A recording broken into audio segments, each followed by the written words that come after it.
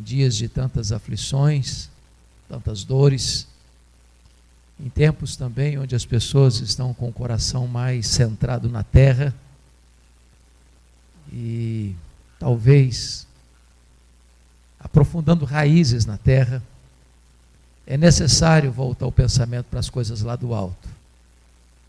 Pensar um pouco sobre o céu, pensar um pouco sobre a segunda vinda de Cristo, pensar um pouco que a igreja que seremos deve ensinar a igreja que somos. A igreja triunfante deve ensinar a igreja militante.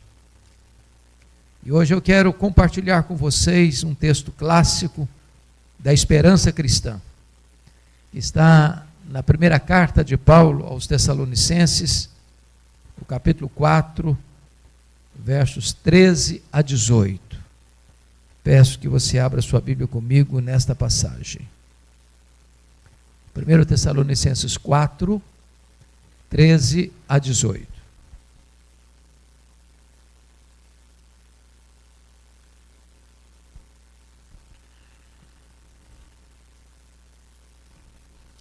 O apóstolo Paulo escreve assim: Não queremos, porém, irmãos, que sejais ignorantes com respeito aos que dormem, para não vos entristecerdes como os demais que não têm esperança. Pois se cremos que Jesus morreu e ressuscitou, assim também Deus, mediante Jesus, trará em sua companhia os que dormem. Ora, ainda vos declaramos por palavra do Senhor isto: nós, os vivos, os que ficarmos até a vinda do Senhor, de modo algum precederemos os que dormem. Porquanto o Senhor mesmo, dada a sua palavra de ordem, ouvida a voz do arcanjo e ressoada a trombeta de Deus, descerá dos céus, e os mortos em Cristo ressuscitarão primeiro. Pois nós, os vivos, os que ficarmos, seremos arrebatados juntamente com eles entre nuvens, para o encontro do Senhor nos ares, e assim estaremos para sempre com o Senhor. Consolai-vos, pois, uns aos outros com essas palavras. Amém. O apóstolo Paulo era um missionário, um pastor, um plantador de igrejas, um teólogo. Dos 27 livros do Novo Testamento, ele escreveu 13.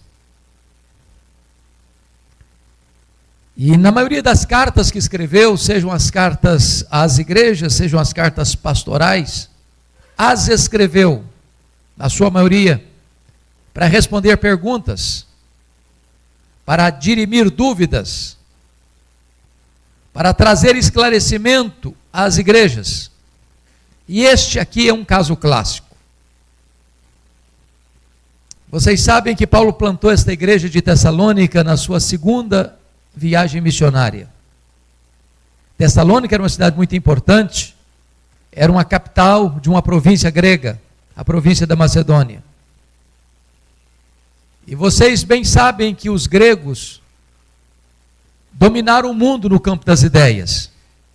Mesmo quando o mundo esteve sob o domínio de Roma, do Império Romano, Roma jamais capturou o pensamento grego ou subjugou as ideias gregas. Elas continuaram a prevalecer no mundo. E um dos pilares do pensamento grego era o chamado dualismo. Para os gregos, a matéria que você pega, tange, toca, vê, apalpa, era essencialmente má.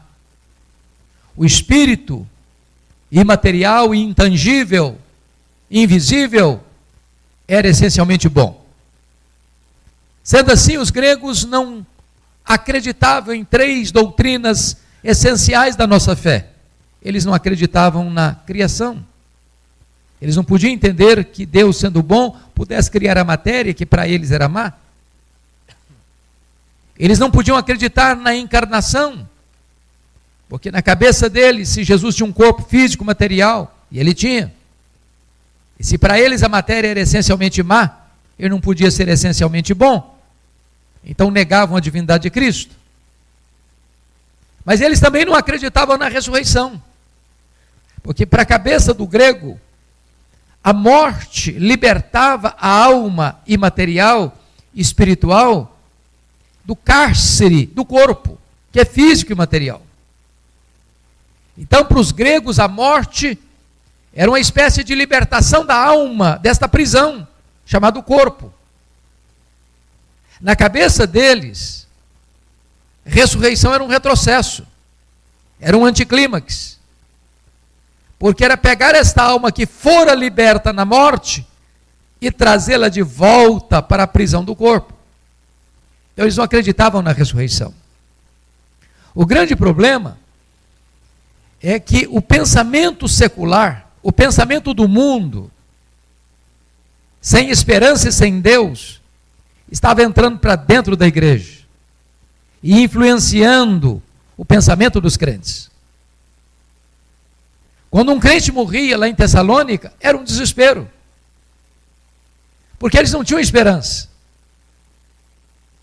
E quando não tem esperança, não tem alegria.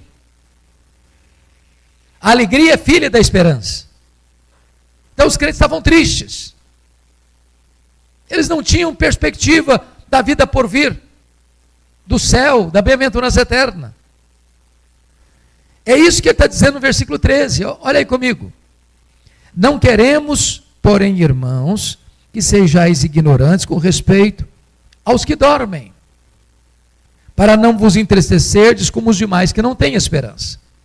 Então ele escreve esse texto para abrir a porta da esperança e para trazer as torrentes do consolo para aquele povo que ignorava as verdades sublimes da palavra de Deus, por influência do pensamento grego, do pensamento secular. Mas só a guisa de introdução ainda, Paulo tratou do mesmo problema numa outra cidade grega, uma igreja que ele plantou também, a igreja de Corinto. E Corinto também era uma capital de uma outra província grega, a província de Acaia. E lá na primeira carta aos Coríntios, no capítulo 15, Paulo precisa usar o mais longo texto da Bíblia sobre esta matéria, a ressurreição, para esclarecer o mesmo problema. Qual era o problema lá? 1 Coríntios 15, 12 diz assim: ora, se é corrente pregar-se que Cristo ressuscitou dentre os mortos, como, pois, afirmam alguns dentre vós que não há ressurreição de mortos? O que está acontecendo aqui? Não são todos os membros da igreja, mas ele diz, alguns dentre vós, alguns membros da igreja, influenciados pelo pensamento grego, estavam dizendo o seguinte: olha, Jesus ressuscitou, as evidências são muito robustas, mas nós não cremos que os mortos vão ressuscitar. Aí Paulo precisa escrever esse mais longo capítulo da Bíblia para dizer o seguinte para eles: olha, gente, não dá para você aceitar metade do pacote e rejeitar a outra metade do pacote. Se os crentes não ressuscitam, então Cristo não ressuscitou. E se Cristo não ressuscitou, é vã a nossa pregação, é vã a vossa fé. Os que morreram em Cristo pereceram. Então não há redenção. Então nós somos falsas testemunhas de Deus. Então nós somos os mais infelizes de todos os homens. Mas de fato Cristo ressuscitou dentre os mortos, sendo Ele as primícias dos que dormem. Voltando então para o texto de Tessalonicenses, Paulo vai dizer o seguinte: não queremos, porém, irmãos, que sejais ignorantes com respeito aos que dormem. Preste atenção nessa figura. Os que dormem. A pergunta que eu faço é essa: o que é que dorme na morte? É o corpo ou é a alma? E a resposta categórica é o corpo, claro. A alma não dorme. A alma não fica inconsciente.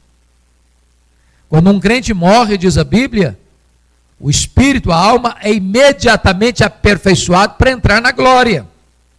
já começa a desfrutar da glória imediatamente, a reinar com Cristo imediatamente. Mas por que ele usa essa metáfora, essa figura do dormir para quem morre em Cristo? Por duas razões. Primeiro, quem dorme está descansando. O que é morrer para um crente? Apocalipse 14, 13 diz: bem-aventurados aqueles que desde agora morrem no Senhor, para que descansem das suas fadigas. Então, quando um crente morre, o corpo, tantas vezes surrado pela doença, está o quê? Descansando. Segundo, por que ele usa a figura do dormir? Porque quem dorme vai acordar. Se não acorda, não dormiu, morreu. O que Paulo quer dizer com essa figura? Que a morte não é um adeus, é um até logo. Que a morte não tem a última palavra. Que a morte já foi vencida. Que o próprio Jesus já entrou nas entranhas da morte, arrancou o aguilhão da morte, matou a morte e ressuscitou, inaugurando a imortalidade. Que daqui a pouquinho, quando Jesus voltar em majestade e glória, todos os mortos ouvirão a sua voz e sairão dos túmulos, uns para a ressurreição da vida, outros para a ressurreição do juízo. Então não tem motivo de desespero nem de desesperança, porque nós ressuscitaremos. Talvez esta é uma das perguntas que nos meus 42 anos está se aproximando de ministério, eu mais escuto: pastor, como é que vai ser? Como é que vai ser o nosso corpo? Como é que vai ser lá no céu? O que acontece quando um crente morre? Então vamos olhar aqui esse cenário. Por exemplo, se você perguntar para um indivíduo materialista, um ateu teórico, o que acontece quando a pessoa morre? Qual é a resposta dela? Morreu, acabou. Começou a matéria, não tem mais nada, morreu, acabou. Tem esperança nisso? Não tem. Se você perguntar para uma pessoa que subscreve a teologia romana, o que acontece com uma pessoa, quando uma pessoa morre? Ela vai responder assim: bom, a pessoa não era tão boa para ir direto para o céu, não era tão má para ir direto para o inferno, ela vai para um purgatório. Fica sofrendo, talvez 1 ano, 10 anos, pecados, para entrar no paraíso. Tem esperança nisso? Não tem.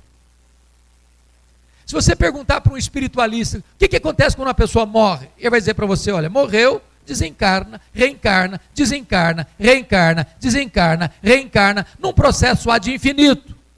Tem esperança nisso? Não tem. Se você perguntar para uma outra vertente teológica assim, o que acontece quando uma pessoa morre? Ele vai dizer o seguinte: morreu, a alma fica dormindo, inconsciente. Tem esperança nisso? Não tem. O que a Bíblia diz?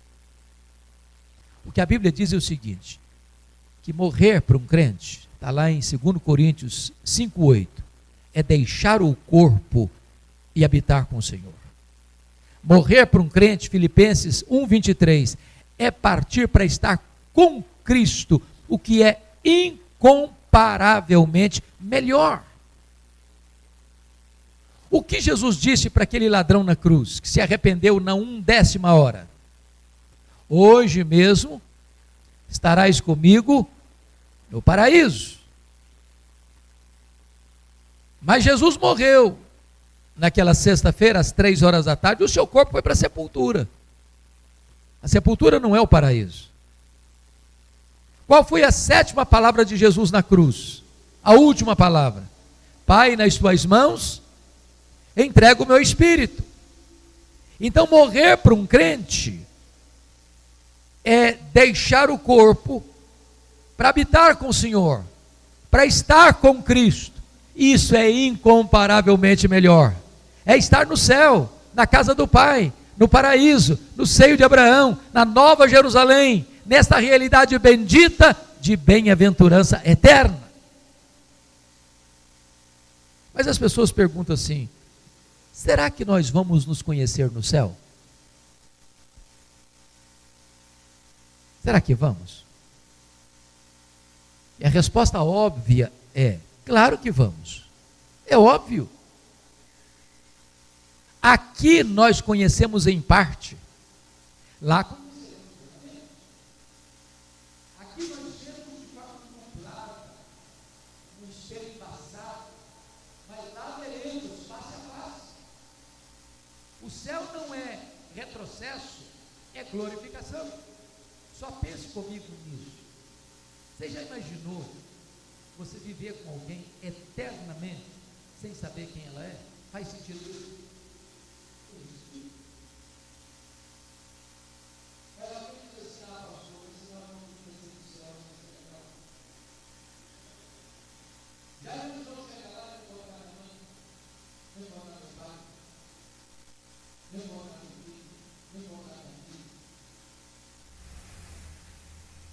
Vai perder a graça. Me permita dizer isso a você. A Bíblia diz que Deus vai enxugar dos nossos olhos toda lágrima. Não vai ter no céu qualquer nesga, sombra de tristeza. Todas as memórias que podem trazer tristeza serão banidas do céu. A alegria vai ser plena, a felicidade vai ser eterna. Agora, é importante dizer que lá no céu não vamos ter algumas coisas que as pessoas às vezes imaginam. Por exemplo,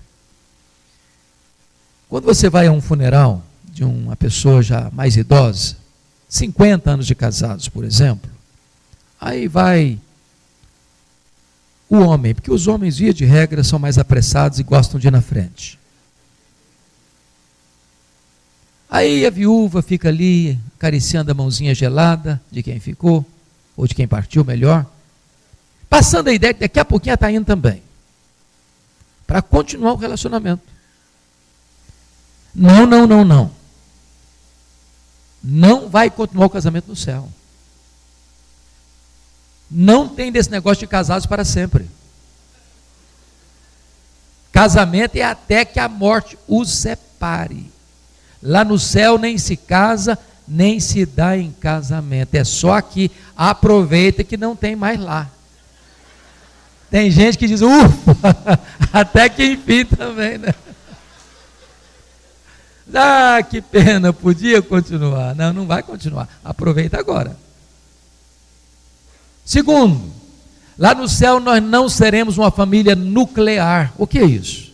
O que é uma família nuclear? É marido, é esposa e filhos. Os demais são parentes. Em outras palavras, lá no céu você não vai amar mais quem foi aqui, seu marido, sua mulher, seus filhos, seus pais, seus irmãos, seus avós, que você vai amar Abraão, Isaque, Jacó, Elias, Eliseu, Pedro, Paulo, João. Lá nós seremos uma só família, remida e lavada no sangue do Cordeiro. Mas alguém pergunta ainda, pastor, como é que vai ser no céu? Imagine você comigo. Aquele bebê que está sendo gerado no ventre da mãe. Houve um problema na gravidez. Aconteceu um aborto. Vai ser um feto glorificado no céu? Ou imagina um bebê que acabou de nascer e morreu. Vai ser um bebezinho recém-nascido glorificado no céu? Ou imagine você uma pessoa que tem um defeito físico de nascimento, ou que um acidente na vida levou a amputar um membro do seu corpo. Vai ser uma pessoa defeituosa fisicamente, mesmo com um corpo glorificado no céu? Lá em Vitória, nós temos o privilégio, a bênção de ter uma irmã querida na membresia da igreja, que completou 109 anos. Pasmem vocês, enfia linha na agulha sem precisar óculos. E eu tenho uma santa inveja dela. Vai ser uma vovozinha usando uma bengala no céu? Como é que vai ser? A Bíblia diz em Filipenses 3:21 que nós teremos um corpo semelhante ao corpo da glória do Senhor Jesus. corpo completo, maduro, perfeito, glorioso. E eu tenho uma boa notícia para as meninas nesta noite. O corpo da ressurreição não vai brigar nem com a balança, nem com o espelho. Que coisa maravilhosa. Não vai precisar fazer cirurgia plástica.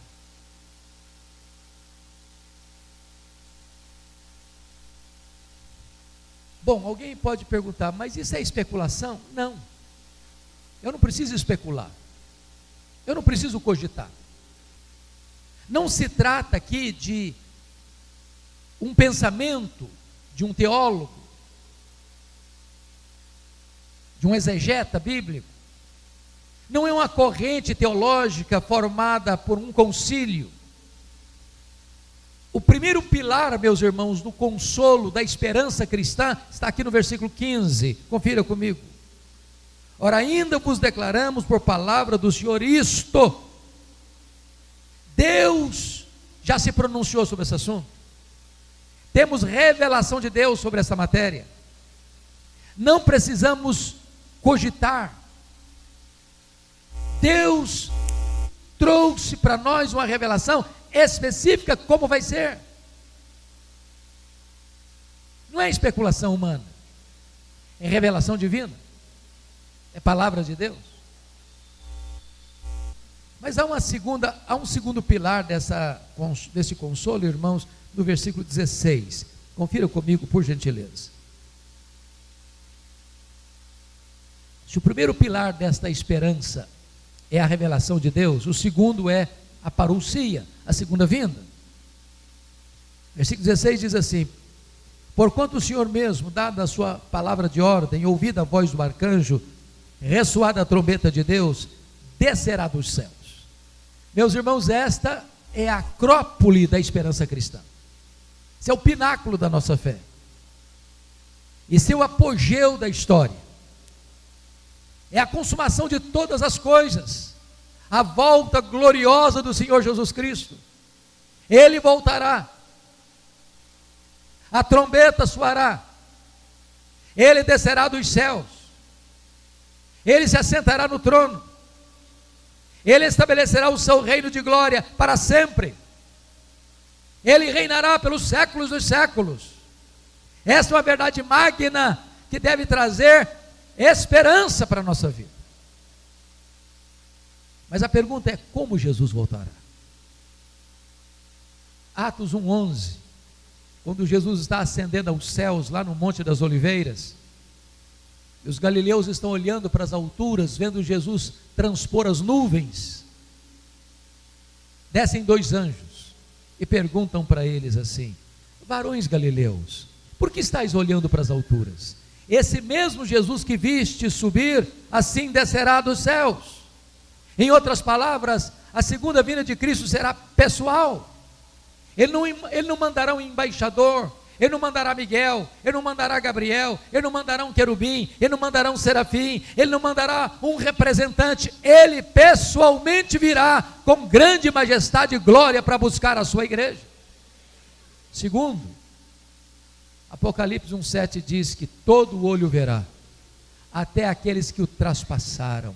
A segunda vinda de Cristo será visível, pública, notória, verificável. Não haverá nenhum evento na história mais público do que a segunda vinda de Cristo, nos desertos mais quentes, nas montanhas mais geladas, nas cavernas mais escuras. Ninguém ficará fora desta visão gloriosa da segunda vinda de Cristo, até aqueles que o traspassaram. Sabe o que significa isso?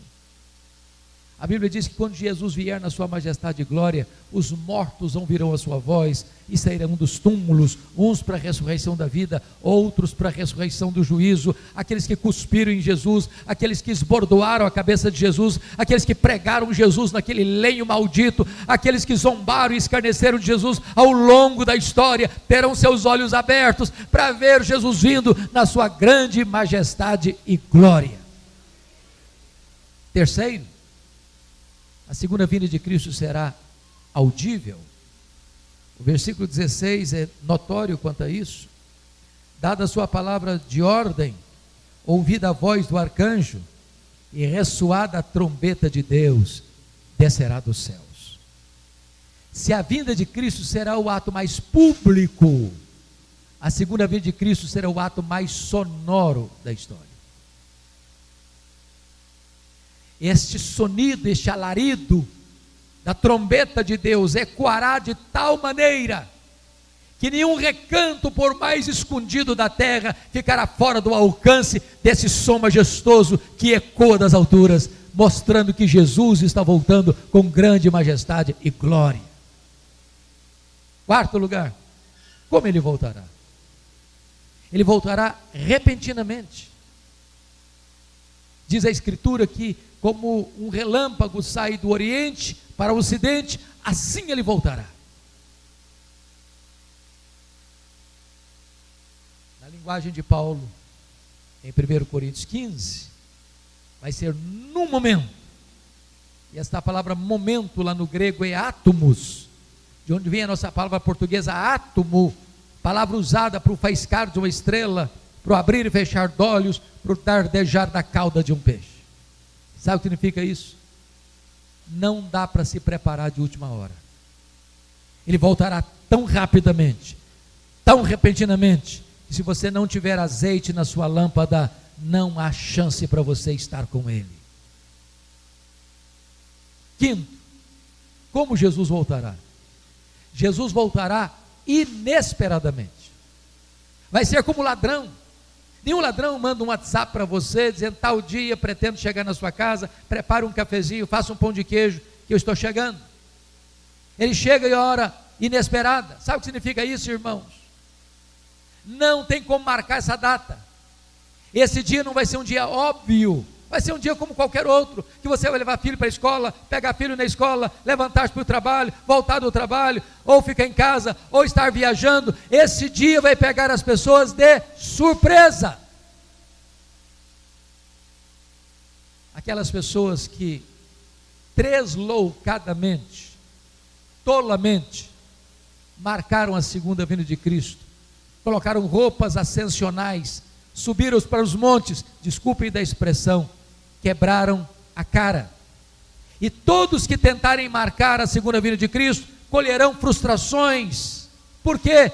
Porque esse dia pertence à economia da soberania de Deus, e a ordem para você e para mim é: vigiai, vigiai, vigiai, porque não sabeis nem o dia, nem a hora.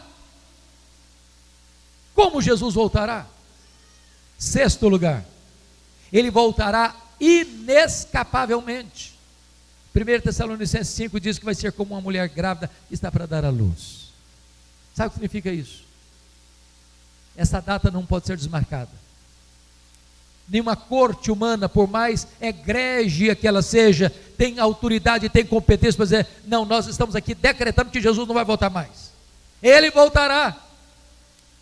Não há nenhuma agenda na terra que possa alterar esse glorioso e auspicioso acontecimento que vai culminar a história, que vai fechar as cortinas da história, que vai levar a história a uma consumação. É a gloriosa volta do Senhor Jesus Cristo.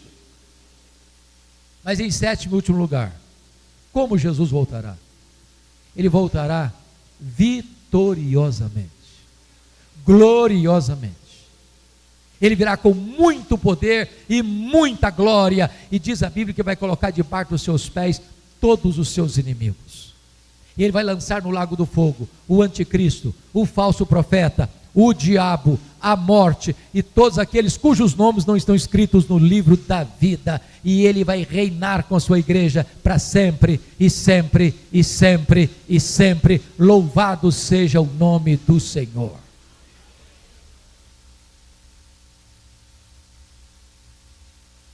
A questão é, você está preparado?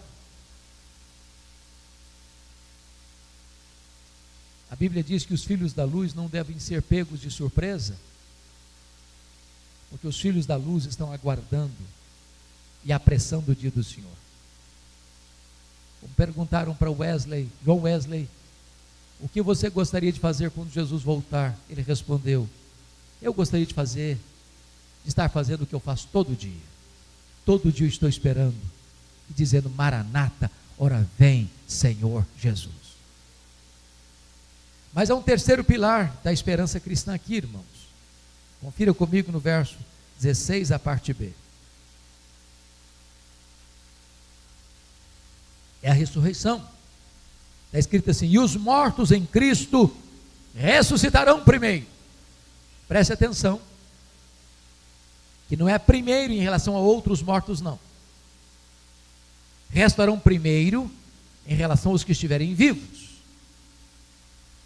Ou seja, quando Jesus voltar, duas coisas vão acontecer. Primeiro, os mortos ressuscitam. Segundo, quem estiver vivo. Estamos falando agora da igreja, do povo de Deus, do povo salvo, pela graça. Então os mortos ressuscitam. E em segundo lugar, os que estiverem vivos são transformados e arrebatados para encontrar o Senhor Jesus nos ares. Mas a verdade agora é, como é que vai ser a ressurreição do corpo? Paulo respondeu essa pergunta de maneira mais ampla e profunda na sua primeira carta aos Coríntios.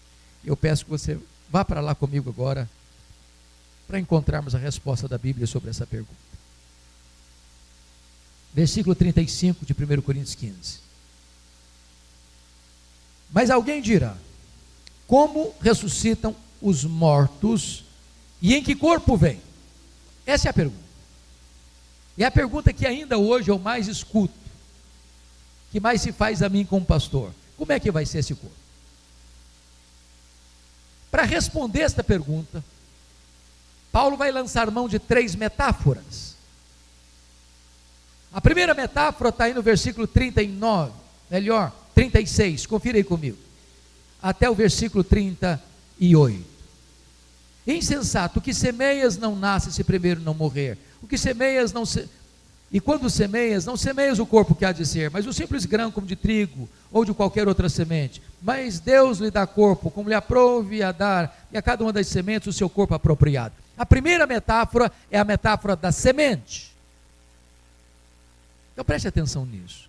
Quando você for a um funeral, e quando você ver alguém sendo sepultado, veja que isso aí, na linguagem bíblica, é uma semeadura. Na ressurreição, irmãos, tem o que nós chamamos de continuidade e descontinuidade. O que é continuidade? Se você semear uma semente, plantar uma semente de manga, você não vai colher abacate, você vai colher manga. Preserva o quê? A natureza, a identidade.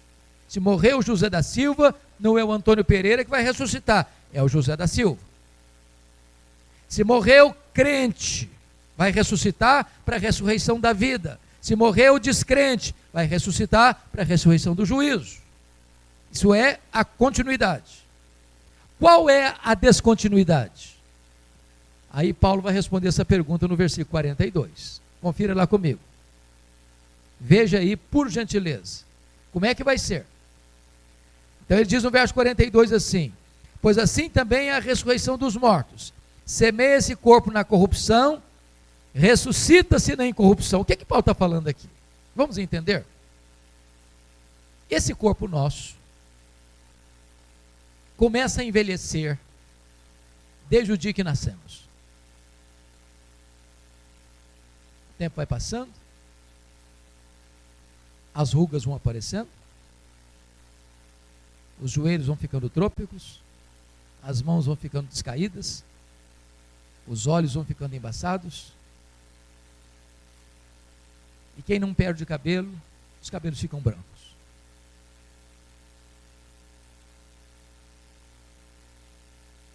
Isso é incontornável. Não tem como driblar isso. Eu sei que as meninas mais espertas do que os homens driblam melhor isso com um bom cosmético. Às vezes acorda-se de manhã, é um caos. Põe um bom cosmético, vira um cosmos. Daqui a pouquinho uma boa cirurgia plástica ajuda muito. Mas chega uma hora que, ainda que Pitangui ressuscitasse dentre os mortos, já não tem mais jeito de recuperar. Esse corpo fica velho esse corpo fica cansado, esse corpo fica enrugado, esse corpo fica doente, esse corpo fica caquético, esse corpo morre. Aí você semeia essa semente corruptível. O que vai brotar da sepultura no dia da ressurreição é um corpo incorruptível. Sabe o que significa isso? Nunca vai ficar velho, nunca vai ficar enrugado, nunca vai ficar estressado, nunca vai ficar cansado, nunca vai ficar doente, nunca vai ter defeito, jamais, eternamente perfeito. Louvado seja o Senhor. Este é o corpo da ressurreição. Olha o verso 42 ainda. Ele diz o seguinte: semeia-se em desonra, ressuscita em glória. Ô irmãos, nós pastores que estamos aqui, me permita fazer uma consulta. Quantos pastores nós temos no auditório? Levanta a mão os pastores. Louvado seja Deus. Vários pastores. Na nossa lida pastoral, temos que visitar ovelhas queridas, que às vezes estão em um estado tão crítico de saúde. Lá em Vitória, nós tivemos uma ovelha muito amada, que ficou 14 anos em coma. 14 anos. Eu já visitei ovelhas que a doença foi tão severa, o tratamento foi tão pesado, que o corpo foi encolhendo, murchando, ficou pele e osso, maltratado pela doença, pela dor, pelos medicamentos pesados. Quando nós fizemos aquela semeadura, quando se lançou aquele corpo na sepultura, aquele corpo estava desonrado pela enfermidade, pelo sofrimento. Mas o corpo que vai brotar, diz a Bíblia, é um corpo glorioso. Glorioso. Daniel 12 diz que vai brilhar como o sol no seu fulgor. Como aquele corpo glorioso de Jesus, lá na ilha de Pátimos, João, o mais próximo discípulo de Jesus, quando vê Jesus com seu corpo de glória, os cabelos brancos como a neve, os olhos como chamas de fogo, as mãos segurando a igreja, a voz como voz de muitas águas, os pés como de bronze polido, o rosto brilhando como o sol no firmamento, João caiu como morto aos seus pés. Assim será o nosso corpo de glória, o corpo da ressurreição. Versículo 43, semeia-se em fraqueza, ressuscita-se em poder. Meus irmãos, o nosso corpo é muito interessante, o ser humano é muito interessante. Sabe por quê? Esse dia eu estava pensando, pastor Gilberto, eu fui criado na roça, lá no campo, e já vi os bezerrinhos nascer lá no pasto, e aí o bezerrinho nasce meio troncho, meio capenga, daqui a pouquinho se apruma, daqui a pouquinho já está mamando, daqui a pouquinho já está correndo, e assim são com os outros animais. Aí nasce um bebê. Primeiro dia ele é totalmente dependente, primeiro mês ele é totalmente dependente, no segundo mês totalmente dependente, no sexto mês é totalmente dependente, e no primeiro ano ele é totalmente dependente. Mas daqui a pouquinho começa a crescer, vira um garotinho esperto, um adolescente assim, jeitoso, aí um jovem com os músculos tonificados, daqui a pouquinho ele é um atleta, daqui a pouquinho também a cabeça manda, o corpo já não vai mais. Daqui a pouquinho os passos ficam mais lentos, daqui a pouquinho começa a se arrastar, daqui a pouquinho uma muleta, daqui a pouquinho uma cadeira de rodas, daqui a pouquinho uma maca, daqui a pouquinho é só fraqueza. Mas o corpo que vai ressuscitar é um corpo poderoso, poderoso. Com esse corpo poderoso que Jesus ressuscitou, como primícias dos que dormem, ele entrava numa casa fechada sem precisar abrir a porta. Ele saía aqui de Jerusalém, aparecia lá na Galileia, 153 quilômetros, sem precisar percorrer o trecho. Com esse corpo de glória, ele subiu aos céus, entre nuvens, corpo poderoso.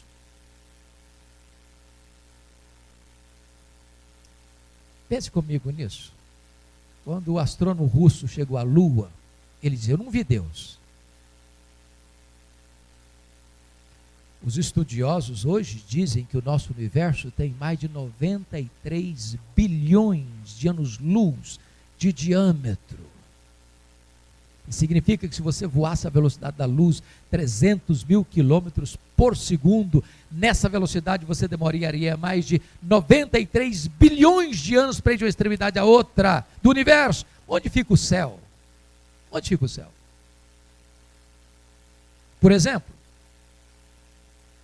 diante da vastidão desse universo, se Jesus tivesse voltado para o céu na velocidade da luz, 300 mil quilômetros por segundo, depois de 2.000 anos, ele estaria logo ali ainda na esquina do universo. Eu pergunto a vocês, quanto tempo um anjo demora para vir do céu à terra?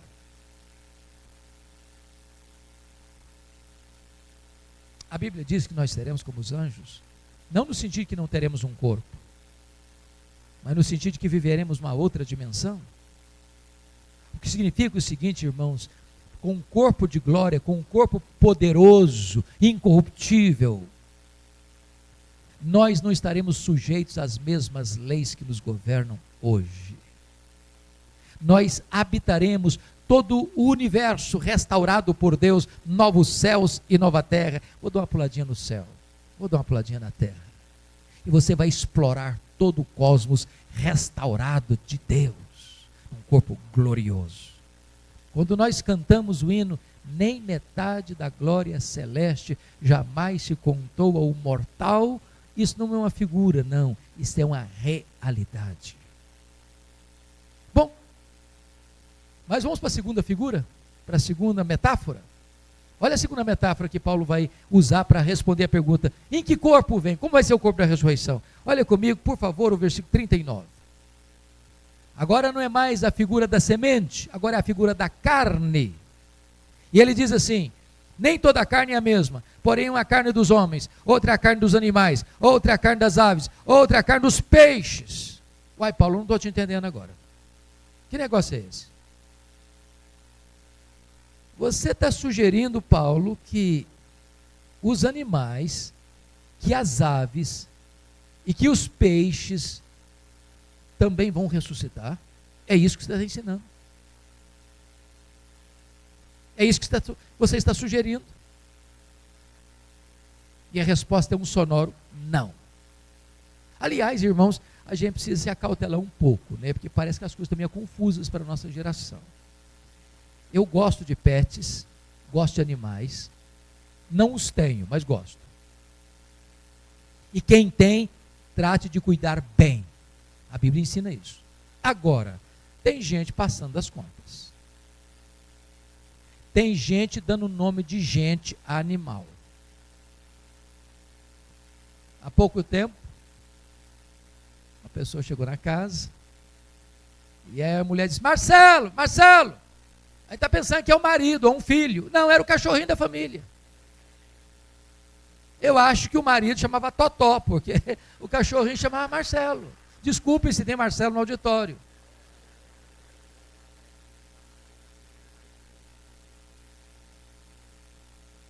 Há poucos dias eu tomei um susto, porque eu recebi um telefonema. E a mulher disse assim: pastor, eu estou ligando para o senhor para saber se a minha cachorrinha vai para o céu. E eu tomei um susto com a pergunta, não tinha uma resposta pronta, deu uma engasgada antes de falar alguma coisa, e ela já logo engatou, porque se a minha cachorrinha não for para o céu, eu também não quero ir. Falei: se isso é problema da senhora, não vou entrar em briga de família, isso é problema da senhora. O que é isso? Como é que eu vou entrar nisso?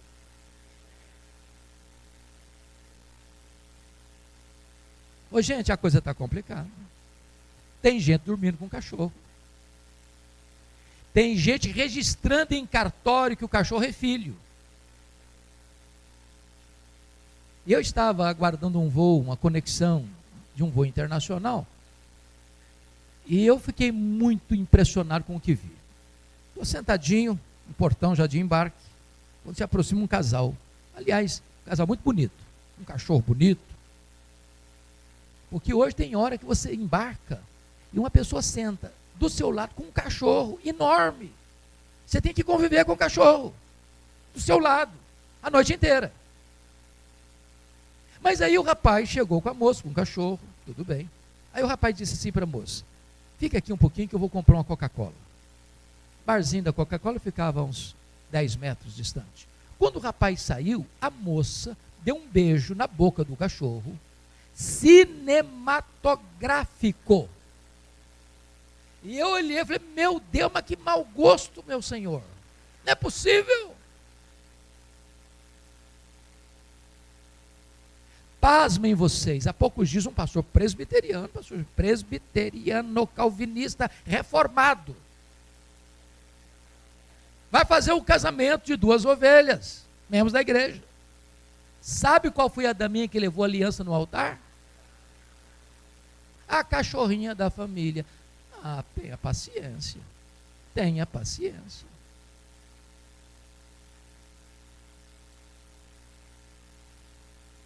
Meus irmãos, Deus criou 3 tipos de seres: os anjos, o ser humano, homem e mulher, e os animais. Os anjos são espírito e não têm corpo. Os animais têm corpo e não têm espírito. Os homens têm corpo e espírito. Anjo não morre. Animal morre e acabou. Mas você e eu que fomos criados à imagem e semelhança de Deus, quando morre, ressuscita. Então eu vou ilustrar isso para entender o que Paulo está falando. Uma é a carne dos homens, outra é a carne dos animais, outra é a carne das aves, outra é a carne dos peixes. Então, imagine comigo a cena. Uma família tem lá, na família, estou falando família, gerações, tem um cachorrinho, tem um papagaio e tem um peixe no aquário. Aí morreu o cachorrinho. Aí vai lá no quintal, abre uma cova, sepulta o cachorrinho. 100 anos depois você vai lá e abre aquela cova. O que tem lá dentro? Pó de cachorro. Pó de cachorro. 100 anos depois morre o papagaio. Você vai lá e sepulta na mesma cova. Aí depois de 100 anos você vai lá e abre a cova. O que tem lá dentro? Pó de cachorro e pó de papagaio, pó de ave. 100 anos depois morre o peixe. Você vai lá e sepulta na mesma cova. 100 anos depois você vai lá e abre a cova. O que tem lá dentro? Pó de cachorro, pó de papagaio, pó de peixe. 100 anos depois morre alguém da família. Vai lá e sepulta na mesma cova. 100 anos depois você vai lá e abre a mesma cova. O que tem lá dentro? Pó de cachorro, pó de papagaio, pó de peixe e pó de gente. Ué, mas como é que vai ficar na ressurreição, gente? Misturou tudo lá dentro. É isso que Paulo está falando. Se você crê que do nada Deus criou o universo, você não vai ter nenhuma dificuldade de uma coisa: quando Jesus voltar, todos ouvirão a sua voz e sairão dos túmulos. Cachorro não vai levantar do túmulo, papagaio não vai levantar do túmulo, peixe não vai levantar do túmulo, mas quando Jesus voltar, pó de gente vai escutar a voz dele e vai levantar do túmulo. Alguém pergunta: pastor, mas e quem for cremado? Como é que fica? Eu pergunto a você: como é que ficaram aqueles irmãos nossos que morreram nas Torres Gêmeas, em 11 de setembro de 2001, lá em Nova York, 3.000 graus centígrados? Como é que ficaram aqueles irmãos nossos que foram comidos por um monstro marinho e o corpo dele foi sendo espalhado de quilômetro em quilômetro, mar adentro? Como ficam aqueles irmãos nossos que foram devorados por uma fera? Meus irmãos, Deus é poderoso para pegar cada partícula invisível e dispersa na terra, e todos ouvirão a sua voz e sairão dos túmulos. Louvado seja o Senhor. Mas vem a terceira figura que Paulo vai usar para responder a pergunta: em que corpo vem? Confira aí comigo o verso 40. Também há corpos celestiais e corpos terrestres. Sem dúvida, um é a glória dos celestiais e a outra dos terrestres. Um é a glória do sol, outra é a glória da lua, outra é a glória das estrelas. Porque até entre estrela e estrela há diferenças de esplendor, pois assim também é a ressurreição dos mortos. Do que Paulo está tratando aqui? O que ele está tratando aqui é que, embora todos vão ressuscitar, e todos brilharão, mas nem todos brilharão com a mesma intensidade. Um é a glória do sol, outra é a glória da lua, outra é a glória das estrelas. Até entre estrela e estrela há diferença de esplendor. Assim também é a ressurreição dos mortos. Daniel 12:2 diz que aqueles que a muitos conduzirem à justiça brilharão como o sol no seu fulgor. Talvez, pastores, Paulo esteja tratando aquilo que ele chamou de galardão. Talvez o que ele está falando aqui é aquilo que ele ensinou lá em 1 Coríntios 3, de 11 a 15. Ninguém pode lançar outro fundamento além daquele que já foi posto, o qual é Cristo Jesus. Eu, como prudente construtor, lancei o fundamento e construí sobre ele. Outros constroem sobre o fundamento, que já foi posto, que é Cristo Jesus, com material imperecível, como pedras preciosas, como ouro, como prata. Outros constroem sobre o fundamento com materiais perecíveis, como madeira, palha e feno. O fogo provará a obra de cada um. Se aquela obra provada pelo fogo suportar as chamas do fogo e prevalecer, esse receberá galardão. Mas se a obra de alguém perecer, esse entrará no céu, como que através do fogo. Eu acho que tem crente que vai entrar no céu com cheiro de fumaça.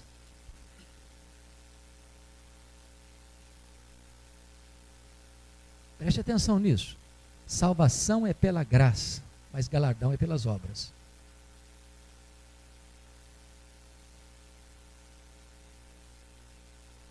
Eu acho que tem crente que vai entrar no céu assim meio lusco-fusco.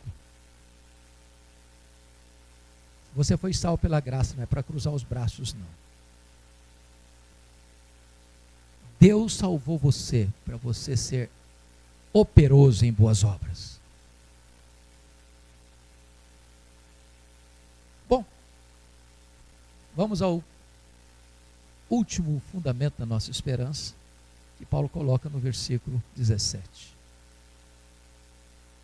Depois nós, os vivos, os que ficarmos, seremos arrebatados para encontrar o Senhor Jesus nos ares. E assim estaremos para sempre com o Senhor.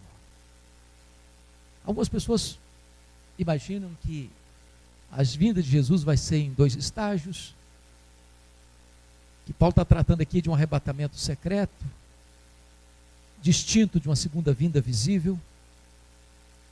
E eu penso que não é disso que Paulo está falando aqui no texto. Paulo não está fazendo uma distinção aqui entre a parousia e o arrebatamento, entre a segunda vinda visível e uma coisa que vai acontecer assim de surpresa. Por exemplo, a ideia é essa, que muita gente prescreve. E na igreja brasileira, talvez a grande maioria pensa assim. Nós estamos nesse auditório aqui, eu não sei exatamente quantas pessoas nós temos, acho que mais de 500 pessoas. Imagine que Jesus arrebatasse a igreja.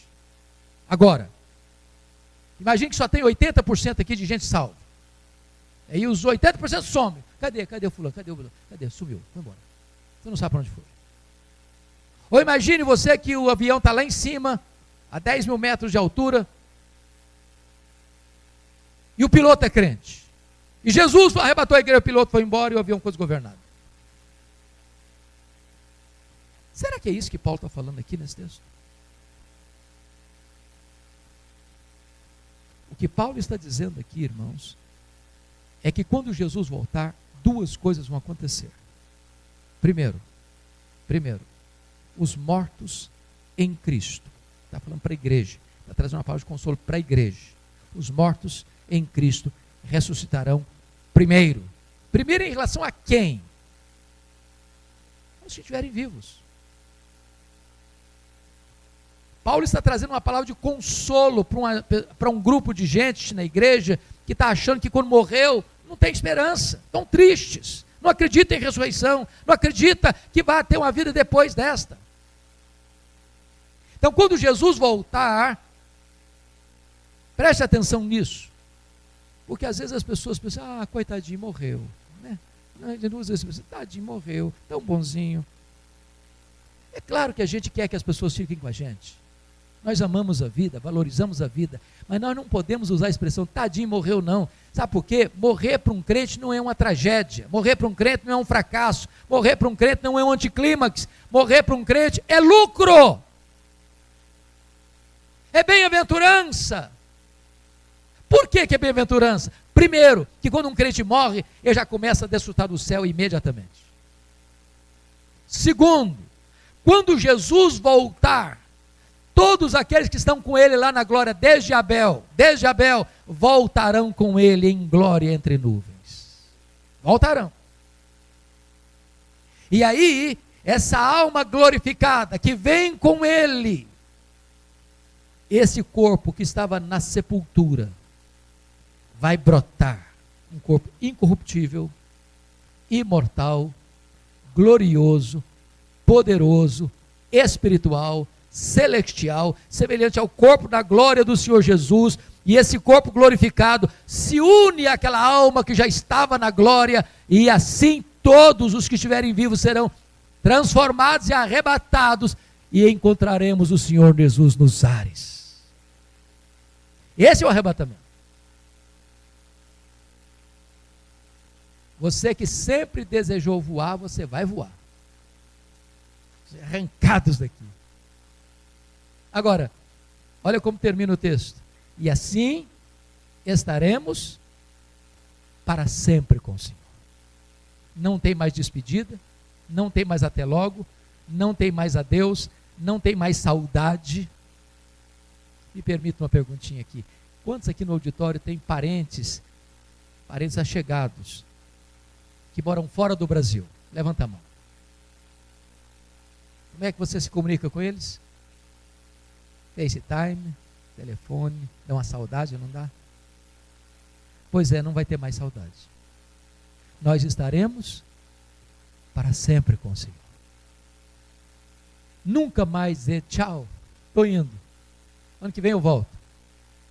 Estaremos para sempre com o Senhor, na presença dEle, contemplando a face dEle, servindo a Ele, glorificando a Ele, fruindo a Ele, servindo a Ele, reinando com Ele para sempre e sempre e sempre e sempre. Louvado seja o Senhor.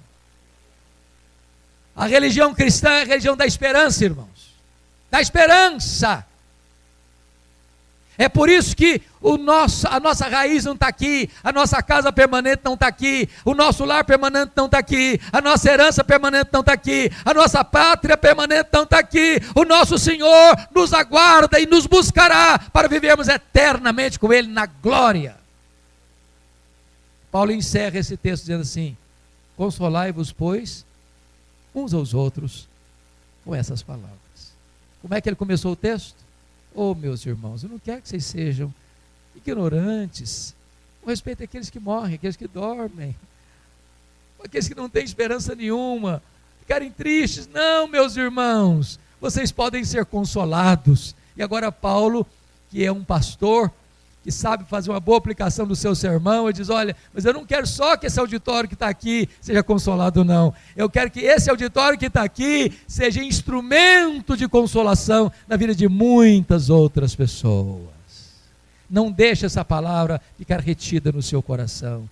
Transmita essa palavra. Seja um outdoor bem público, para que esta palavra chegue a muitas outras pessoas, para que elas sejam também consoladas. Que Deus nos abençoe. Amém.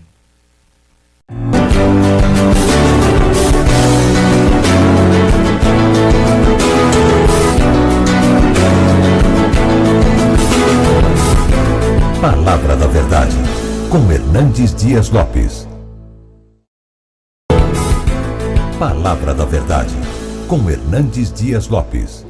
Eu quero partilhar com vocês um assunto bem devocional nesta noite, e vou ler 3 textos. O primeiro deles está em Mateus 18. Abra sua Bíblia comigo, por favor. Mateus 18, versos 21 e 22.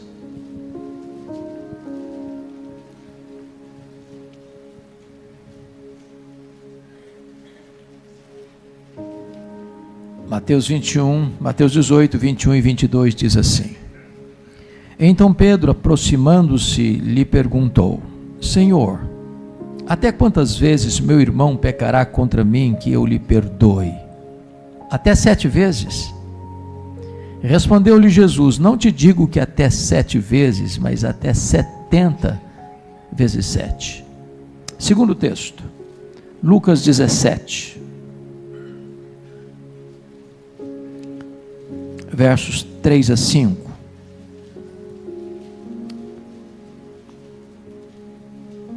Acautelai-vos, se teu irmão pecar contra ti, repreende-o. Se ele se arrepender, perdoa-lhe. Se por 7 vezes no dia pecar contra ti, 7 vezes vier ter contigo, dizendo: estou arrependido, perdoa-lhe. Então disseram os apóstolos ao Senhor: aumenta-nos a fé. Último texto, Colossenses 3,13.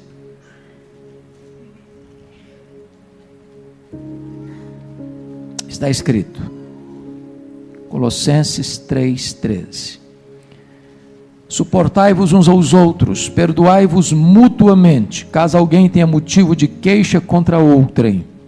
Assim como o Senhor vos perdoou, assim também perdoai vós.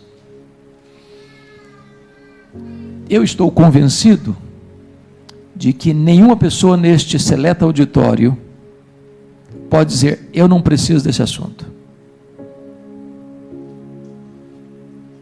Nunca errei com ninguém. Nunca precisei pedir perdão. Nunca precisei perdoar ninguém. Então essa mensagem é para mim e é para você. Precisamos dela, porque nós não viemos de uma família perfeita. Nós não somos uma pessoa perfeita. Nós não nos casamos com uma pessoa perfeita. Nós não temos filhos perfeitos. Nós não frequentamos uma igreja perfeita. Por isso, mais hoje ou mais amanhã, nós vamos ter motivos de queixas uns contra os outros. Hoje eu quero tratar de 3 assuntos. O primeiro deles é por que perdoar. O segundo deles é até quanto perdoar. E o terceiro é como perdoar. E a primeira coisa que esse texto nos sugere que nós devemos perdoar é porque o contexto retrata que nós temos uma nova natureza. Se você é um cristão, você nasceu de novo. Se você nasceu de novo, você tem um novo coração, uma nova mente, uma nova vida. Se você nasceu de novo, você já foi perdoado. E no céu só tem um tipo de gente que entra: os que foram perdoados. Ninguém entrará no céu se não foi perdoado. E ninguém entrará no céu se não perdoar. Quem não perdoa, não pode ser perdoado. E se alguém não é perdoado, não pode ser salvo. Então, essa é uma questão vital. Absolutamente necessária. Até porque não há saúde emocional sem perdão. Não há casamento saudável sem perdão. Não há família saudável sem perdão. Não há igreja saudável sem perdão. É vital. É absolutamente necessário.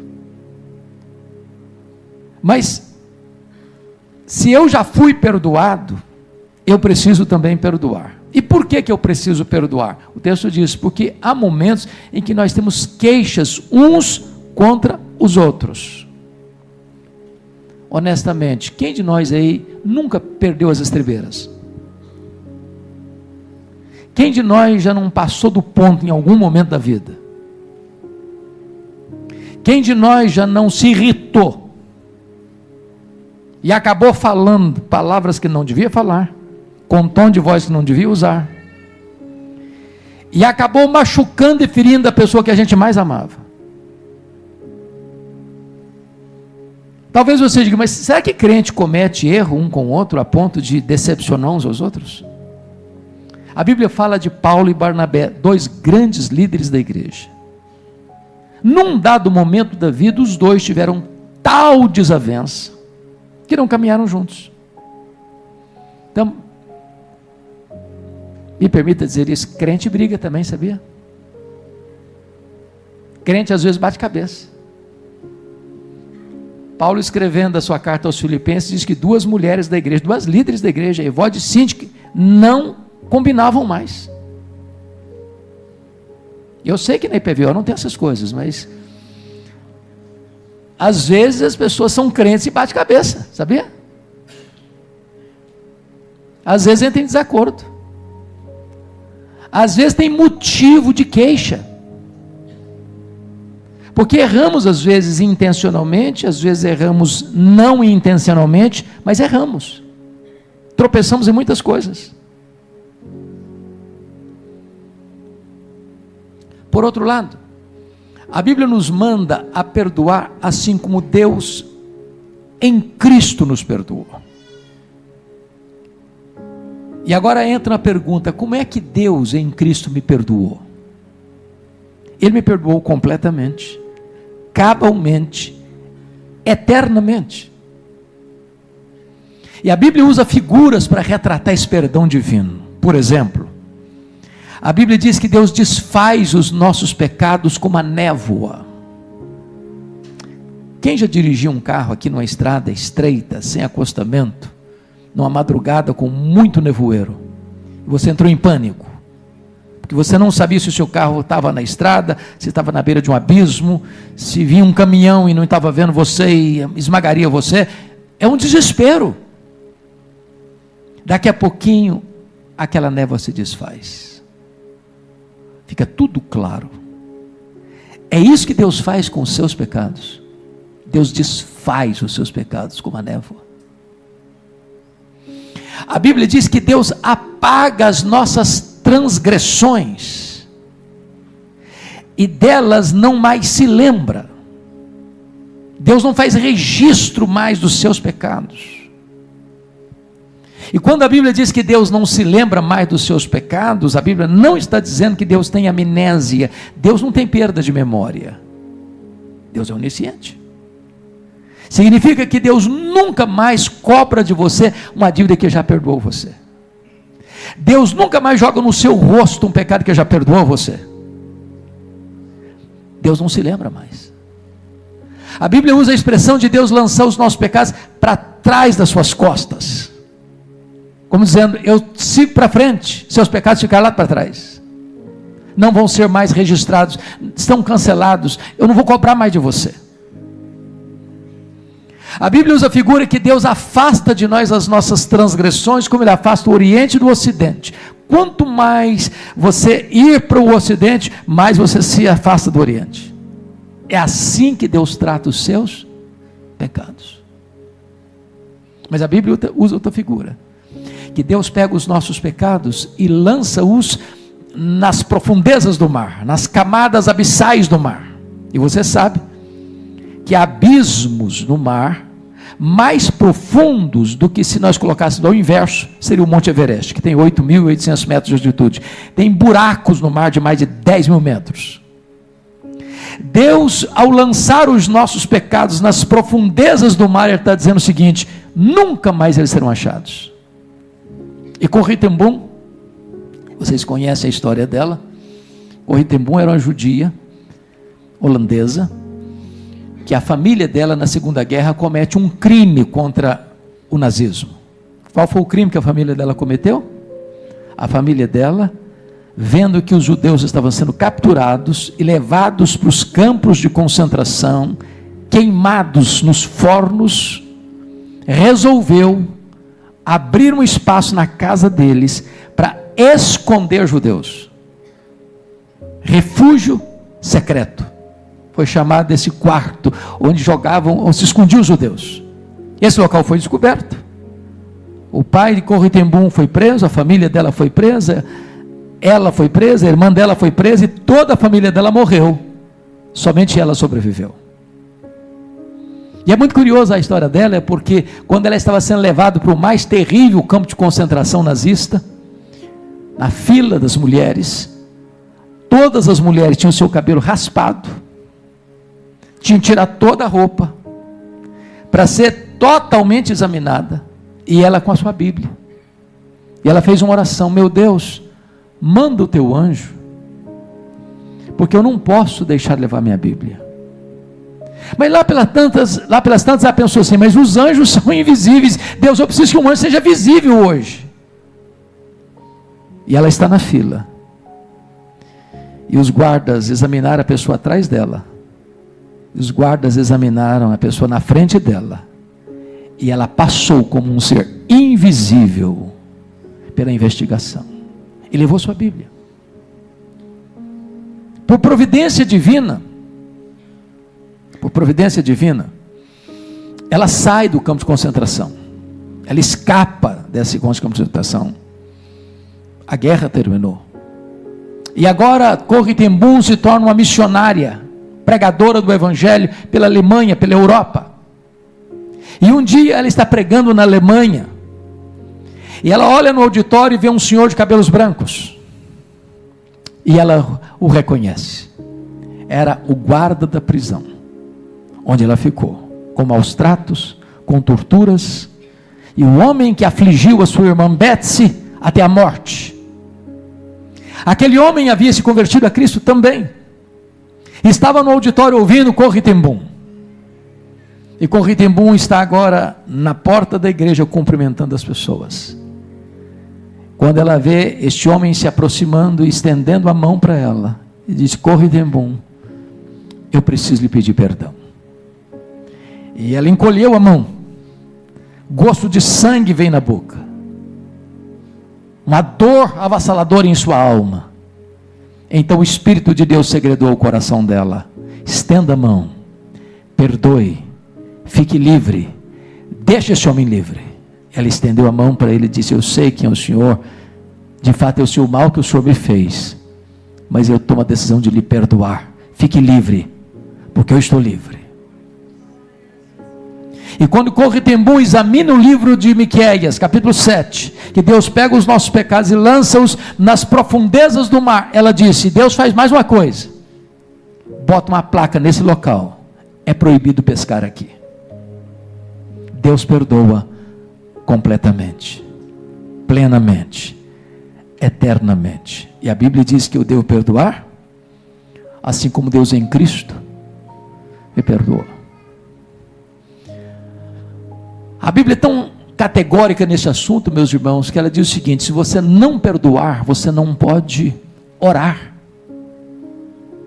Suas orações são interrompidas. Aliás, a Bíblia diz que se você tratar a sua mulher de maneira agressiva, não viver a vida comum no lar, suas orações são interrompidas. A Bíblia diz que se você não perdoar, você não pode trazer sua oferta ao altar, porque antes de Deus aceitar a oferta, Ele tem que aceitar o ofertante. A Bíblia diz que se você não perdoar, você não pode ser perdoado, porque Jesus nos ensinou: perdoa-nos as nossas dívidas, assim como nós perdoamos aos nossos devedores. Se você não perdoa, você está pedindo juízo para a sua cabeça. A Bíblia diz que se você não perdoar, você entrega aos verdugos da consciência, aos flageladores da alma, você não tem paz. Aliás, guardar mágoa é uma questão de falta de bom senso, porque guardar mágoa é a mesma coisa de você beber um copo de veneno pensando que o outro vai morrer. É autofagia.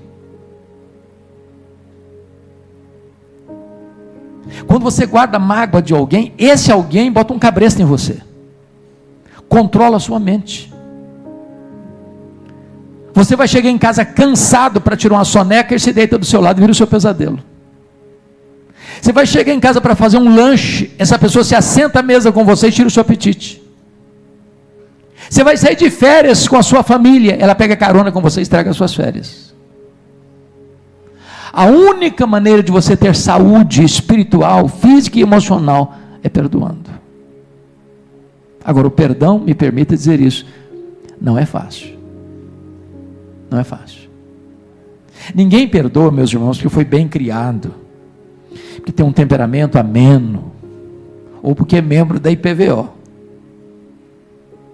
Perdão é uma obra da graça de Deus em nós. Eu já tive muitas dores na vida, muitas. Mas talvez até hoje a dor mais aguda que eu já senti aconteceu no primeiro ano do meu pastorado. Ano de 1982, eu estava começando o meu ministério em Bragança Paulista. Eu sou filho caçula, e meu irmão acima de mim, no dia 1º de agosto de 1982, completou 27 anos de idade, com 2 filhos pequenos. No dia seguinte, dia 2 de agosto, ele foi brutalmente assassinado, com 11 golpes de faca, todos mortais, pelo primo primeiro da sua mulher, gente criada conosco dentro da nossa casa. Quando eu recebi o telefonema, foi como um soco no meu estômago, eu perdi a voz. Quando Deus restaurou minhas forças, a primeira palavra que Deus botou na minha boca foi esta: eu perdoo o assassino. Eu não tinha outra opção. Ou perdoava, ou adoecia. Ou perdoava, ou minha vida transformar-se no inferno. Ou perdoava, ou teria que abandonar o ministério.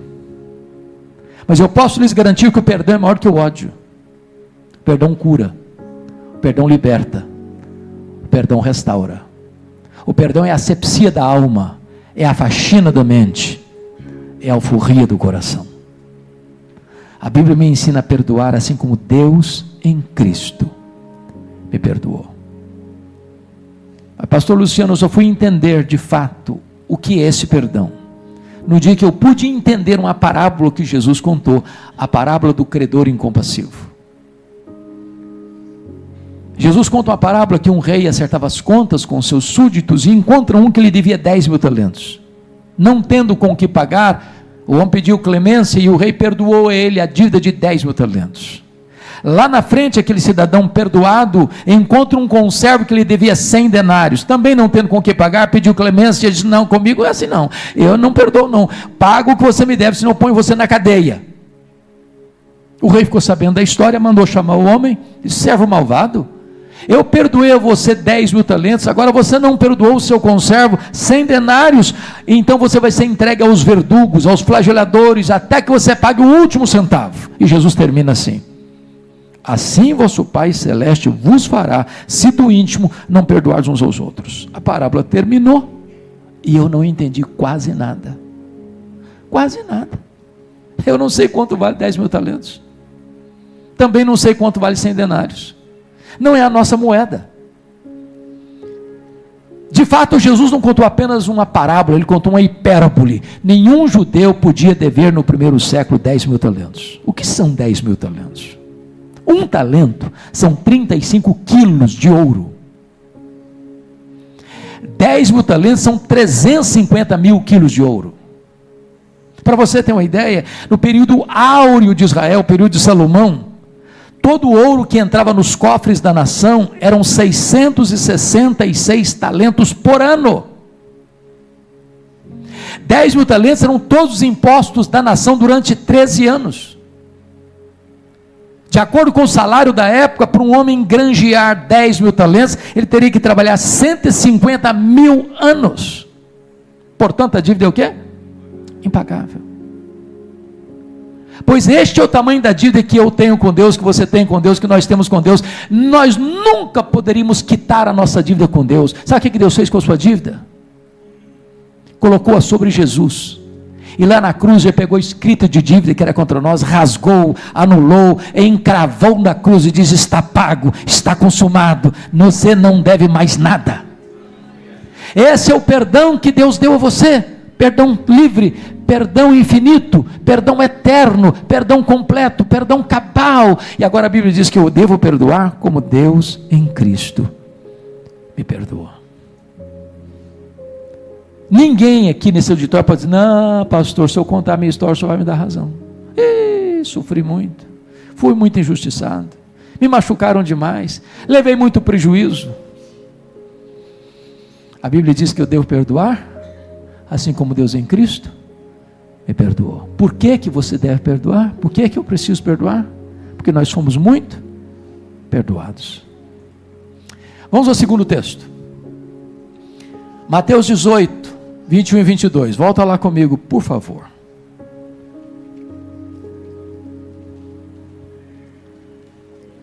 Agora a pergunta não é mais por que perdoar. A pergunta agora é até quanto perdoar?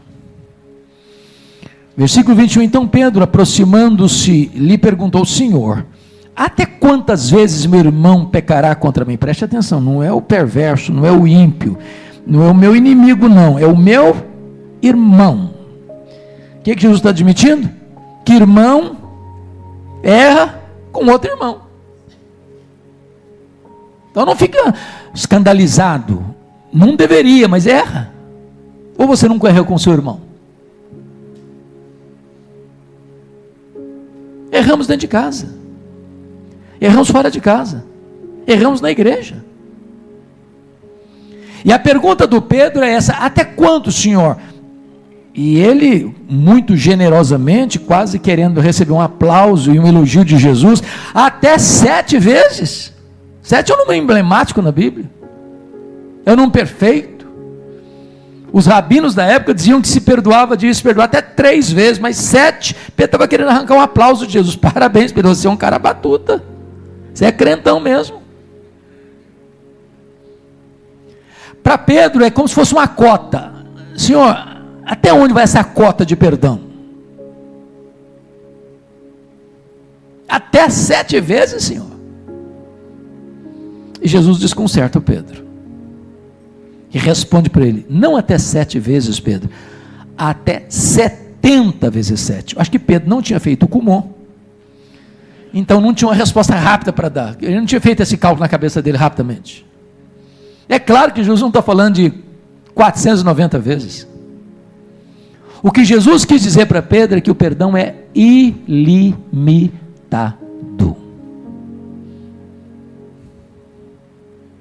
Se eu preciso perdoar como Deus em Cristo me perdoou, me permita fazer a perguntinha aqui para vocês: quantas vezes você já pecou contra Deus? Será que já chegou a 490 vezes?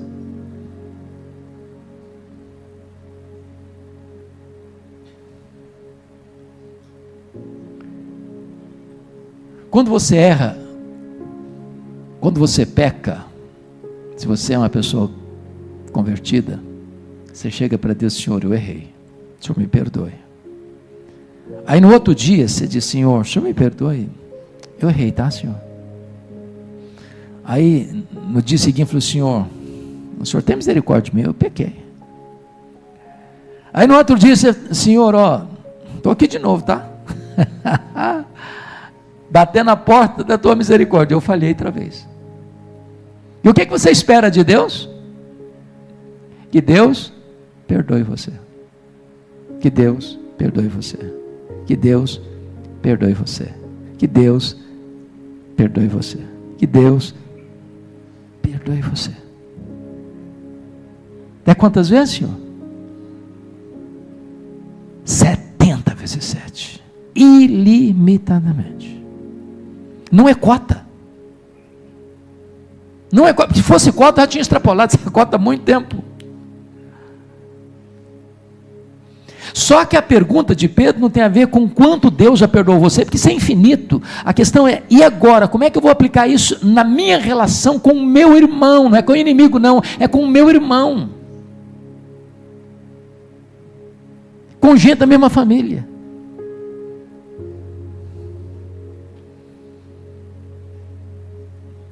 Agora pense comigo o seguinte: se Deus chegasse para você e para mim assim, falou: olha, fulano, Hernandes, vamos fazer o seguinte, até hoje eu te perdoei, agora não erra de novo não, porque eu risco você da minha caderneta.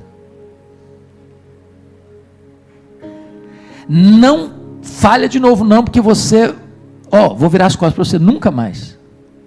Se Deus fizesse isso com você e comigo, o que seria de nós?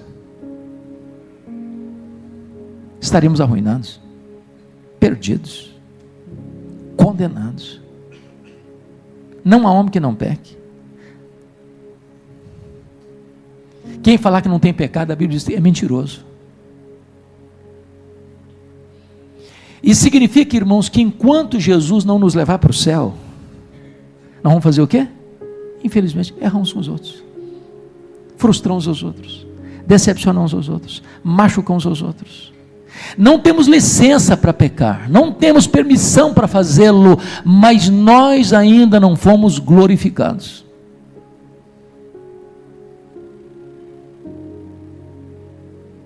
Até quanto vão perdoar, Senhor? Até 70 vezes 7. Continua perdoando. Continua perdoando. Continua perdoando.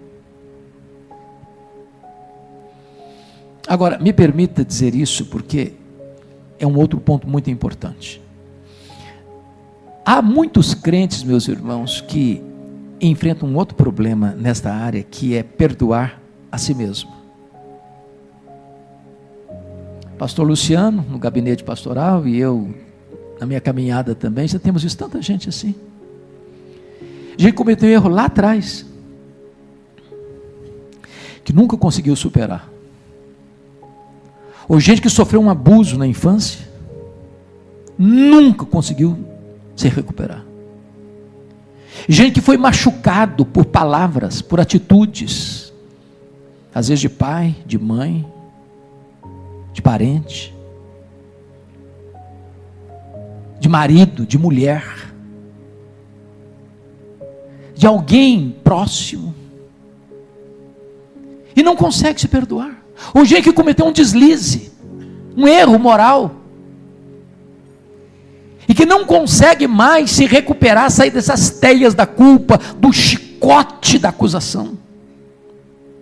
Gente que vive numa verdadeira masmorra espiritual, prisioneiro, com algemas invisíveis, num pelourinho, açoitado diuturnamente pelo chicote da culpa, atormentado de dia e de noite.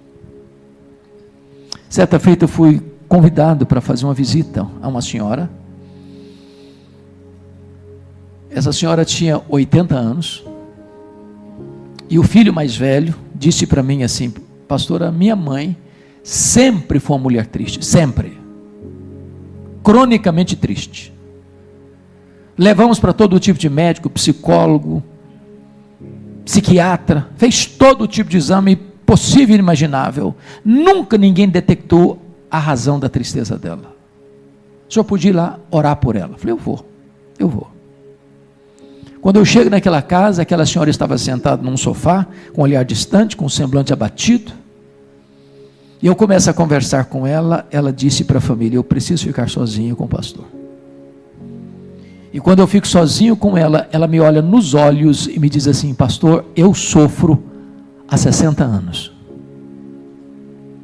E eu perguntei: mas por quê? Ela me respondeu: eu traí meu noivo, ele nunca ficou sabendo.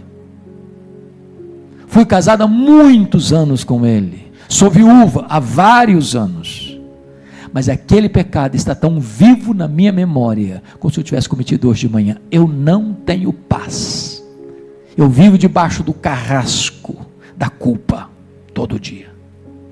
Eu chorei com aquela mulher, falei para ela da graça de Deus, contei para ela do sangue do Cordeiro que nos purifica de todo pecado, e aquela mulher com 80 anos se rendeu a Cristo. Tive o privilégio de discipulá-la, de batizá-la, de acompanhá-la mais 10 anos, uma mulher que tinha um sorriso nos lábios agora, mas que nunca tinha perdoado a si mesma, nem recebido o perdão de Deus. Estou pregando em São Paulo, pouco tempo, e uma mulher veio para mim e me mostrou a palma da mão rasgada, e ela disse: o senhor está vendo essa mão rasgada? Eu falei: estou vendo a cicatriz aí. Ela me disse: eu fui esfaqueada pela minha mãe quando eu tinha 10 anos. Ela me disse: eu odiei minha mãe 50 anos. Eu enterrei a minha mãe e não a perdoei. E hoje eu sou atormentada pela culpa porque eu não perdoei minha mãe. Tem muita gente hoje, irmãos, vivendo uma vida miserável, porque nunca tomou posse do perdão de Deus. Helenivação, talvez a maior expressão de capelania hospitalar no Brasil. Num dos seus livros conta a história de Doralice. Doralice era uma moça que, em virtude dos dramas da vida, das angústias da alma, toma a decisão de tirar a vida. E ela tomou solda cáustica, destruiu todos os seus órgãos. E um dos mais afamados cirurgiões de São Paulo dedica-se a cuidar da Doralice e fez várias cirurgias corretivas no seu organismo. Depois de meses e meses e meses de tratamento intensivo, com muitas cirurgias, consegue recuperar a saúde da Doralice e com muita alegria deu alta para a Doralice. Ela voltou para sua casa, para recomeçar a sua vida. Esse médico afamado, convidado para uma grande conferência de cirurgia na Europa, arrumava as malas para ser um dos preletores, onde daria testemunho do sucesso do tratamento de Doralice. Quando ele está terminando de arrumar as malas, o telefone toca. Ele atende. É da casa de Doralice. E a informação era essa: Doralice acabou de cometer suicídio. Ele cancela a viagem, rapidamente vai para o local onde a família estava, com o corpo gelado da Doralice, estendido ainda na cama. E ele chora sobre o cadáver da Doralice e disse: Doralice, me perdoe, me perdoe. Eu curei as feridas do seu corpo, mas eu não lancetei os abscessos da sua alma. Talvez hoje você vai precisar cuidar de você mesmo,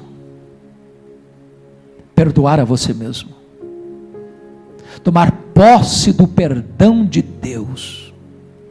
Tem muita gente hoje ceifando a própria vida, porque não consegue lidar com a dor da culpa, porque nunca entendeu o perdão de Deus, e nunca recebeu o perdão de Deus, e nunca perdoou a si mesmo. Até quantas vezes, Senhor? Até 70 vezes 7. É infinito. Não tem limite. Bom, vamos ao último texto. Lucas 17.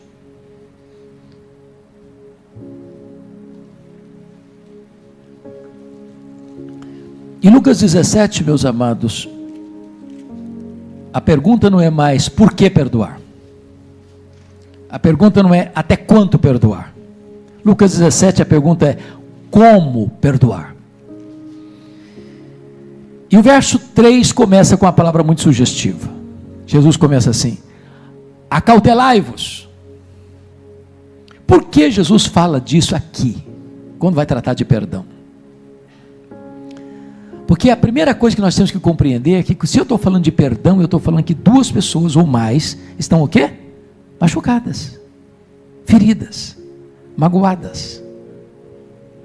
Eu preciso de cautela, sabe para quê? Para não pegar uma marreta de 5 quilos para pregar uma taxinha. Para não usar uma força desmesurada para resolver um problema. Gálatas capítulo 6 diz assim: se o teu irmão for surpreendido em alguma falta, vós que sois espirituais, corrigi-o com espírito de brandura.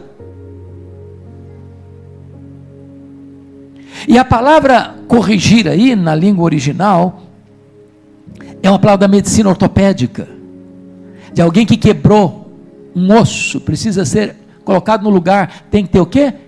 Cuidado, sensibilidade, está machucado, está doído, cautela. Me permita 2 exemplos. Vocês se lembram de João 8, quando aqueles escribas e fariseus pegaram aquela mulher apanhada em flagrante adultério e jogaram a mulher aos pés de Jesus com o dedo em riste, dizendo: a lei ordena que tais pessoas sejam apedrejadas, e tu o que dizes? Aquelas pessoas não estavam preocupadas com Jesus, elas não estavam preocupadas com a lei, Elas não estavam preocupadas com a mulher. Aquelas pessoas queriam usar aquela situação para acusar Jesus e levá-lo à morte. E a Bíblia diz que Jesus não respondeu nada para eles. Ao contrário, agachou-se e com o dedo começou a escrever no chão, com a poeira do deserto que caía. E eles insistiram com a pergunta: e aí, não vai responder? A lei manda apedrejar, tu o que dizes? E Jesus então diz assim: se alguém tiver sem pecado, atire a primeira pedra. E é curioso que a palavra escrever no chão não é grafê, é epigrafê no grego, trazendo a ideia de que Jesus estava não só escrevendo algo, mas talvez escrevendo em letras garrafais os pecados dos acusadores. E eles foram se retirando, um por um, a partir do mais velho. Então Jesus se volta para a mulher e pergunta assim: mulher, onde estão os teus acusadores? Eles não te condenaram?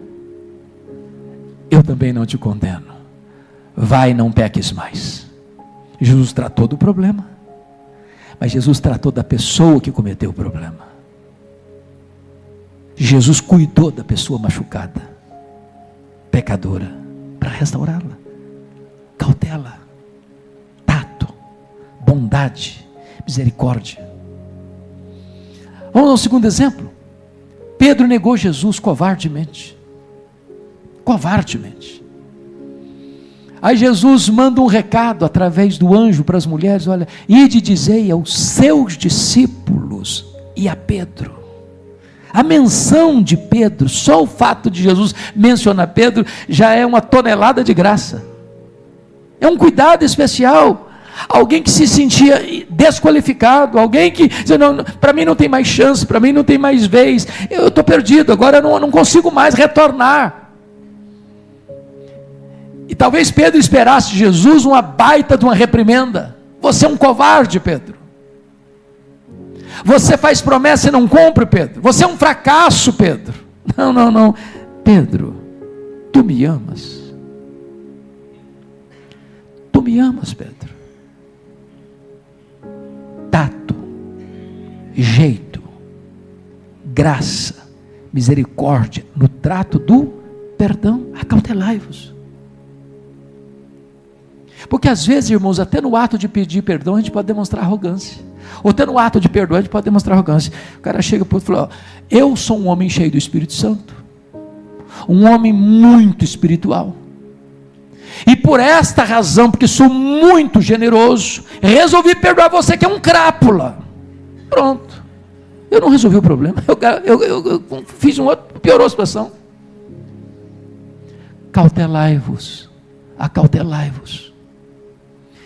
Se o teu irmão pecar contra ti, repreende-o. O que Jesus está querendo nos ensinar aqui?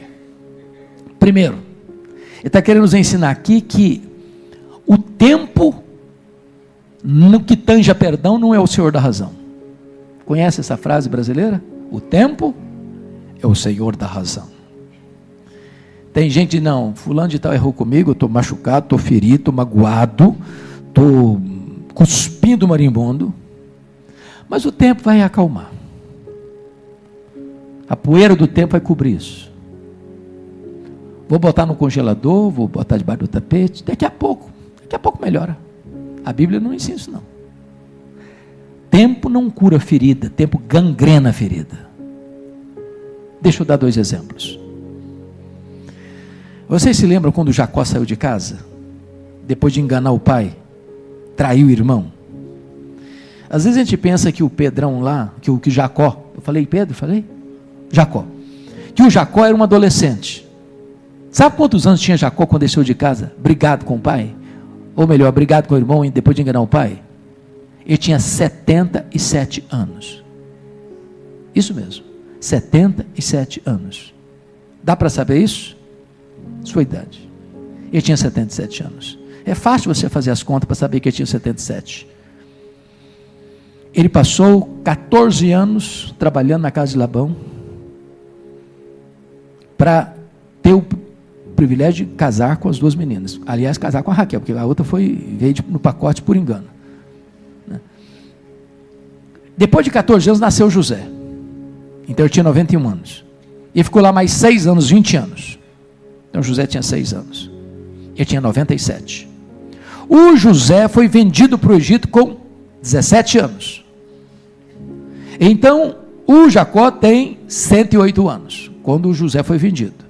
O José ficou lá 22 anos, até levar a família dele para lá. A Bíblia diz que quando ele vai para lá, o Jacó tem quantos anos? 130 anos. Ele ficou 17 anos lá, morreu com 147 anos. Pois bem, o Jacó saiu de casa com 77, não era um menino. Ele ficou lá quantos anos? 20 anos. Quando ele retorna, o problema dele com o irmão dele estava vivo na memória dele, estava desesperado. 20 anos não foi suficiente para apagar da memória dele o problema. Deixa eu dar o segundo exemplo. Os irmãos de José venderam José, mentiram para o pai, enganaram o pai Jacó, 22 anos. Aí eles vão para o Egito. E José testemunha a crise de consciência deles 22 anos depois. A Bíblia está dizendo, se o teu irmão pecar contra ti, não bota debaixo do tapete não. Se o teu irmão pecar contra ti, não deixa o tempo rolar sobre isso não. Se o teu irmão pecar contra ti, repreende-o. Agora, preste atenção em outra coisa. Às vezes o que acontece? Meu irmão pecou contra mim, eu vou para o fulano, rapaz, você precisa saber o que o fulano fez comigo, ele me arrebentou. Aí eu espalho para todo mundo que o fulano pecou contra mim. Não, pior, hoje nós usamos as redes sociais. Irmãos, eu sou amante das redes sociais, eu uso as redes sociais, eu acho que é uma ferramenta maravilhosa para você levar a esperança do Evangelho, mas é uma abominação você ter um problema com uma pessoa e você espalhar para o mundo inteiro que você tem um problema com aquela pessoa, quando às vezes você nem foi com aquela pessoa para resolver o problema com ela.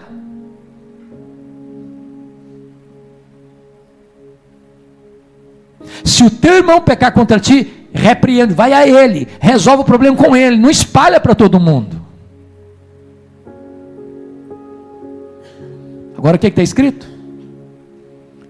Se ele se arrepender, perdoe. Então vamos prestar atenção em outra coisa importante.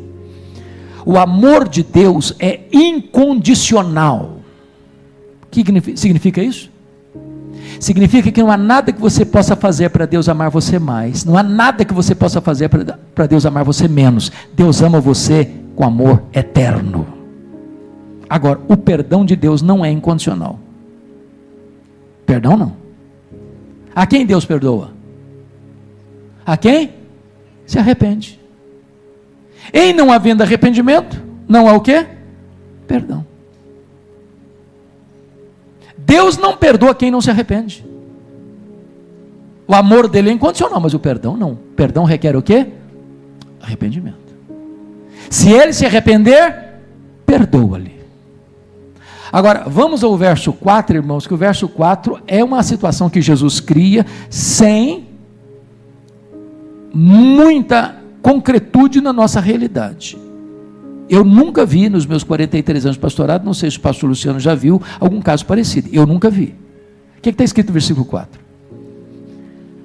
Se por 7 vezes no dia pecar contra ti, e 7 vezes vier ter contigo dizendo, estou arrependido, perdoa-lhe. Conhece algum caso assim? Num dia só, 6 da manhã o cara chuta a sua canela direita. Aí vem, desculpa, eu estava meio irritado, você me perdoe, tá? 9 horas da manhã e vem e chuta a canela direita, à esquerda. Aí chega logo depois, rapaz, eu estava nervoso, você me perdoe. Aí meio-dia volta outra vez e fala mal de você. Ah, cara, me desculpa, tá? 2 horas da tarde ele vem de novo e dá uma bofetada na sua cara. Ah, desculpa, tá, cara? 6 da tarde ele volta outra vez e abusa de você. Aí 7:30 da noite ele chega e abusa outra vez. Se fosse hoje, o que você diria para um cidadão desse? Ô cara, você está brincando com a minha cara, né? Você está pensando que eu sou o quê? Que sou um capacho, cara? Você não aguenta isso, aguenta? 7 vezes no mesmo dia. Por que Jesus usou essa possibilidade tão exagerada? Para dizer o seguinte: você e eu nunca podemos negar, reter perdão para alguém que chega a você e diz: eu estou arrependido, me perdoe. Deixa eu copiar meu colega lá de São Paulo, Orival. Vocês estão entendendo o que eu estou falando?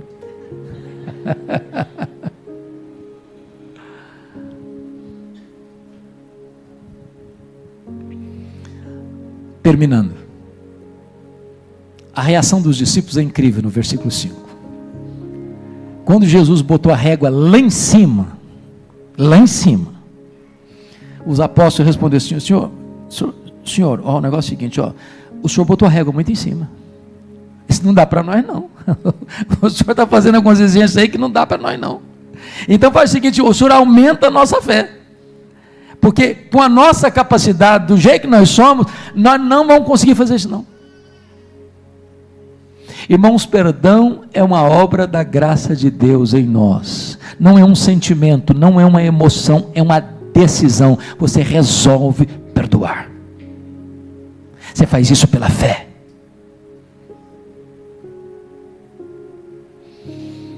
A minha oração nesta noite, por isso que diz que é uma mensagem muito devocional, é que você faça uma análise no seu coração. E se você lembrar que alguém tem alguma coisa contra você, não é que você tem contra ela, não, se você lembrar que alguém tem alguma coisa contra você, você pode ser o inocente na história. Toma iniciativa, vai lá, marca um café. Se não quiser ir na sua casa, marca na padaria. Vai lá, conversa, acerta os ponteiros. Arranque essa raiz de amargura do seu coração. Fique livre. Deixa outra pessoa livre. Não use subterfúgios. Porque às vezes no ato de pedir perdão a gente usa subterfúgios. Eu errei, mas você errou mais do que eu. Isso não é pedir perdão. Eu posso ter feito isso e isso, mas pelo menos não sou igual a você que fez aquilo e aquilo outro. Também não resolve assim. Não é assim que a gente faz. Tome a decisão de perdoar completamente, como Deus em Cristo perdoou você.